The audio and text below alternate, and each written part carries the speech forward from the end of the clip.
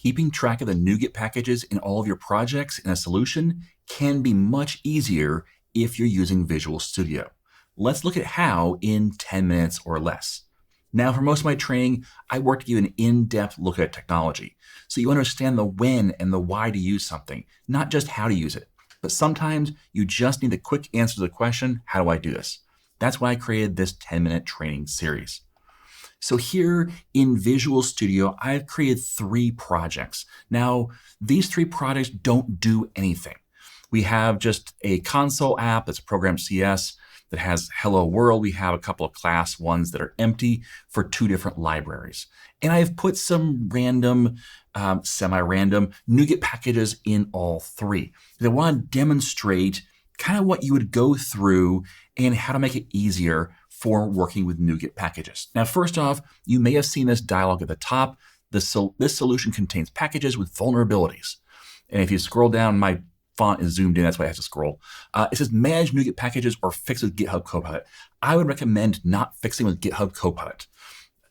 You want to make sure you are the one in control of your packages and your dependencies, and you will make sure you have a good insight into how it's being changed and affected. Now, if you say manage NuGet packages, it will take you to one of these package projects. And you can notice as well that if we zoom in here, we'll see that we have these yellow exclamation points on all 3 of our projects.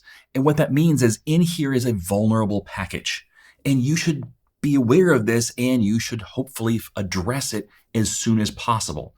What they found is that there's some kind of vulnerability in one of your dependencies, and hopefully there's a new version out so you can switch off of that dependency to a later version. And let's just right-click on one of these and say Manage NuGet Packages. If we go to Installed, we'll see there's 3 packages, and there's that exclamation point on 2 of them. So newtonsoft.json currently installed is 12.0.3, and that is vulnerable. The latest is 13.0.4. Now, unless you are doing a brand new project or it's a demo project, you can't just change NuGet packages without going through and doing a lot of testing. But we're going to demonstrate some of that in this video. So just hang with me. Yes, you need to make sure you validate everything you do. But I want to point out a few features in here that will make your life easier. First off, just this yellow exclamation point is really helpful. You can see, hey, there's something I need to address here. The Updates tab will show you all the packages that have updates, whether or not they're vulnerable. Now, it does then drop off the exclamation point, which I would prefer it kept the exclamation point there. Let us know that this is an important one to update. However, the other thing you can do is in this Installed tab, you can check the box that says Show Only Vulnerable. The reason why this is so valuable is because when you have a project, let's say you have a web API project, or you have a Blazor project, you might have a few NuGet packages installed and a bunch of transient packages. Those transient packages are packages that support the installed package. And that may mean dozens to scroll through, and one of those transients may be vulnerable. But trying to find which one is difficult, checking this box right here will show you just the packages that need to be addressed, even if it's a transient package. Okay, so you could manage this, but then you've got to go over to the console UI and go to dependencies and manage NuGet packages, and they're different packages that have been installed in different versions even. And then down here you go again and you manage the third one. And that's a lot of work. And you have this issue where, well, we have Newtonsoft JSON installed here at version 9. And then here we have it installed version 11. And here we have it installed version 12. So you're trying to figure out, okay, how do I coordinate all these things?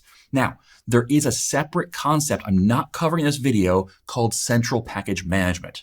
So that is something you might want to look into to go even further than this video. But this is more about how to work in Visual Studio to make life easier. So let's close all of these. And instead of trying to go to every single project and manage them separately and try and coordinate all the rest, right-click on your solution, say Manage NuGet Packages for Solution. Now I'm going to unpin this because of the size here and shrink this down. Now, installed, notice that we have 4 packages installed for the solution. Why? Because this lists all the packages in all of our projects.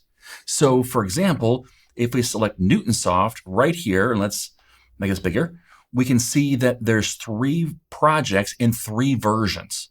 So the business logic library has version number 12.0.3, and that's what's installed.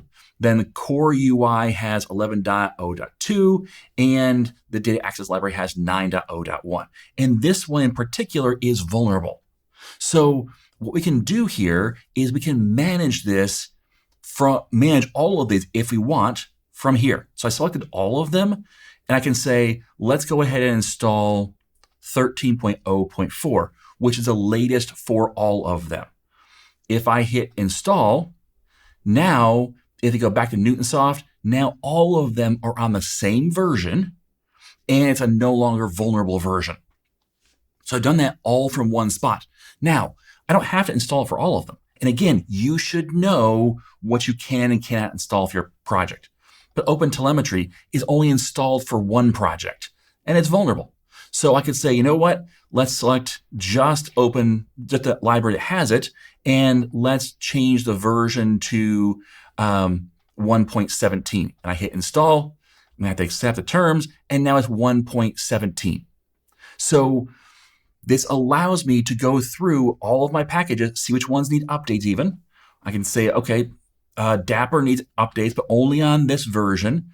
Also notice that it says here top level. It also says transient. So top level means you've installed it for this project. And then transient means it's been installed, a different package has been installed for this project, but that package depends on this package. So that would be a transient update. And if it doesn't have a version number here, that means that it depends on something else that has that version installed. So with this, you can manage and say, hey, you know what? We've got Serolog. There's no vulnerabilities here, but at least not listed. But we've got 4.4.0, 4.4.0, and 4.1.0. So I could say, you know what? Let's go ahead and update that middle one to the latest version. There we go. And now we no longer have it's no longer in the updates list. They come back over here. Now they're all in the same version. So you can manage it this way. Also note, let's just say you want to find a package. Let's just pick one at random, maybe Poly. Cool.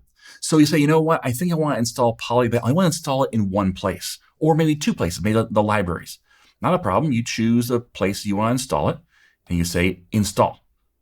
Now Poly is installed, but only in those 2 projects. So now version 8.7.0 is installed at the top level in both of our libraries. So this shows us, by the way, there's the core. It's a transitive. Notice it doesn't have a version number here. So this poly.core is a dependency of Poly. So you install Poly, get that transitive package. Now you can see it says transitive and the version number installed. And you can see that the version itself is blank. That means it's not actually directly installed. It's a dependency of something else that's installed.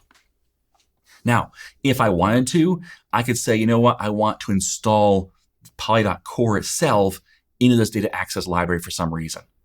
So now if we come back over here, we can see that in the data access library, it's top level, whereas it's transitive in the business logic library.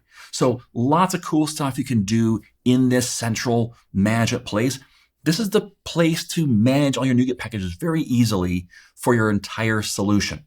And yet, the one thing it does that is different than central package management. Central package management, we'll cover in a different video at some point, but when you go to your project, you won't see version numbers because there'll be a central file that will have all of your version numbers so that when you say, hey, I want Poly, it's going to go to your central version and say, okay, we're going to get version 8.7. So it kind of centralizes all of that, thus central package management. But here, these are all just like normal. It's just we managed it at the solution level. This allows you to take your libraries and use them in multiple different solutions, and you're not losing anything. So that's how you can use the solution level manage NuGet packages for solution to manage all the packages installed for your entire solution and make sure you keep an eye on where you're getting versions out of sync. All right. Thanks for watching. And as always, I am Tim Corey.